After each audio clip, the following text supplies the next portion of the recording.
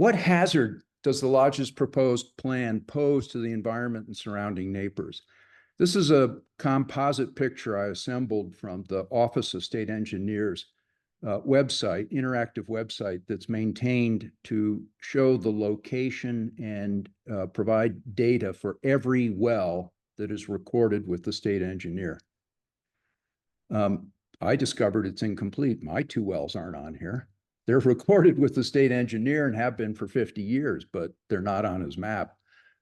However, there are hundreds of wells that are on his map, and they're all documented, they're all recorded, and every one of these little white dots here you see is a well. Some of these are 2 wells. Every one of these wells has water rights attached to it, and every one of these wells is dependent upon every other property owner here maintaining the quality and protecting the quality of the water they're drawing out of those wells.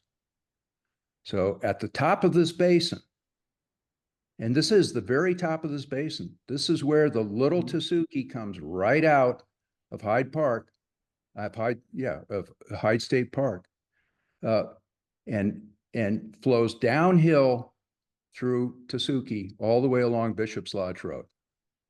So what hazard does this pose to those wells? And that's what we're going to look at a little bit.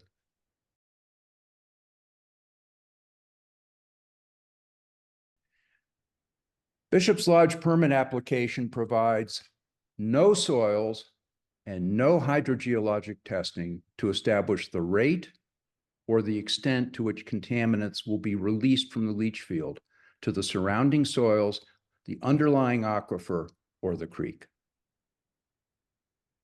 There's nothing. It provides no competent empirical assessment of the long-term impacts on down gradient aquifers and wells. Now, from my experience, I can tell you, 30 years ago, this was just basic soil science and hydrogeology.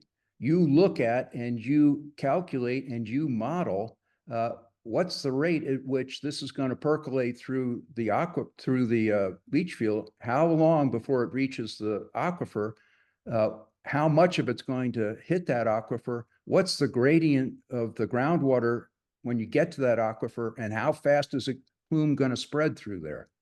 Now, science isn't perfect. This is all estimates, and figuring that out can be costly because it requires good empirical data, but there is nothing in the lodge's application to address that. Yet there are hundreds of drinking wells downstream. And there's no mechanism whatsoever to protect the creek, the underlying aquifers, or the down gradient drinking wells against long-term contamination. If you don't pay attention, you're just going to get it. Discharging so much effluent, 30,000 gallons a day, in such a small leach field is a very bad idea, prone to fail. Let's forget about all the downstream wells for a minute. Let's forget about the creek right next door. Let's forget about the groundwater table being just 8 feet below it.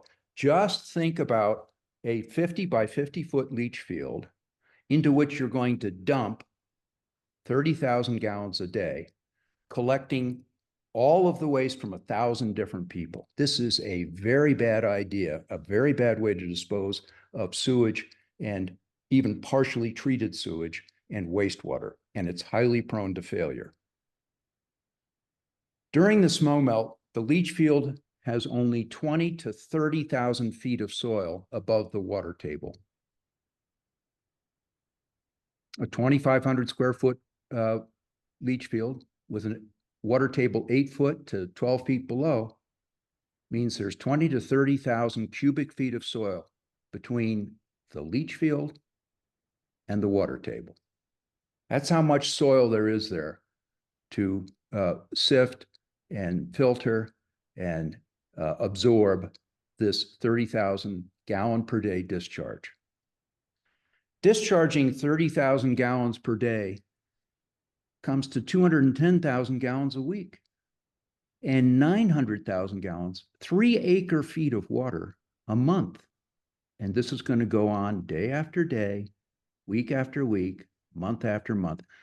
But you know what? As the water increases, the amount of soil stays the same. It never increases. It's only 20 to 30,000 cubic feet, saturated over and over and over again. The same 20 to 30,000 cubic feet. How long do you think that 20 to 30,000 cubic feet is going to sit there and take all that water?